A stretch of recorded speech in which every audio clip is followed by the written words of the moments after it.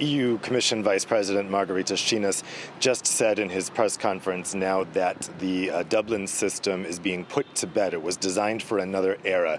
The Commission's big point here is that in 2015 we were looking at a refugee crisis with a lot of refugees coming into the EU, and the system then was kind of designed in crisis mode. Now the situation is very different. Only 1/3 of the irregular migrants coming into the EU are actually refugees.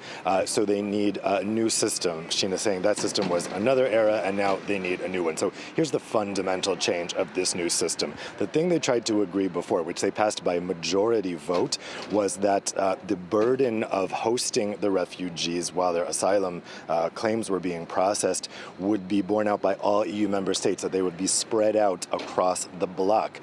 That is fundamentally changing under this reform. Now, countries would have the option of either taking in those refugees or sponsoring their repatriation to their country of origin. Now, that's because the countries that had voted against that agreement in 2015 actually never followed what was enacted into law. Hungary and Poland, for instance, refused to take any refugees. So this is an attempt to recognize that that existing system wasn't working in practice and to try to assuage the concerns of countries like Hungary and Poland, saying, okay, instead of taking in refugees, you can sponsor their repatriation back to the countries that they came from. So it's going to be a test to see in the coming weeks whether or not this is going to be acceptable to all member countries. There is still some question about actually, in the end, if, for instance, Hungary or Poland couldn't relocate the refugees they've sponsored within 8 months, then they would have to take that refugee into their country. So the details of this are still being looked at.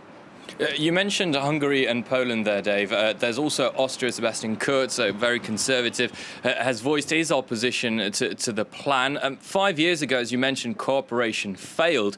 What guarantees are there that this time it is going to work if already at its implementation there are so many question marks?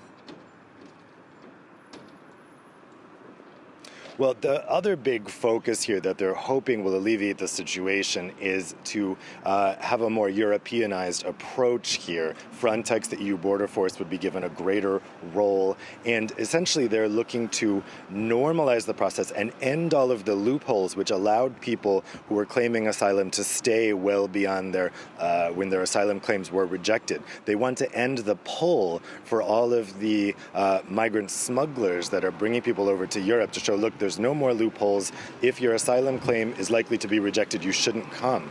And so they're saying, look, this is actually good for migrants as well. This is good for everyone involved. It's having every EU member state take on responsibility in the own way that they want to. So in the cases of those countries in Eastern Europe, not in the way of having to take on refugees, but just sponsoring returns. And it's making clear the rules to the migrants, whether or not they will be able to come in. The Home Affairs Commissioner, Johansson, was keen to stress today that the EU wants migration. It needs migration, but it needs regular migration, and it needs to make the process clear to people who want to immigrate to the EU. Right now, the process is not clear. Vice President Schinas called it a non-system, what's in place at the moment, because that agreement in 2015 just hasn't been working. So this is a second try, if you will. They're really hoping, I'm told, that they can get unanimous approval this time, because what happened last time when you just had majority approval is the countries that voted against us didn't do it. So if they can get everyone to sign off on this in the next weeks, this could be, as the Commission says, a new start.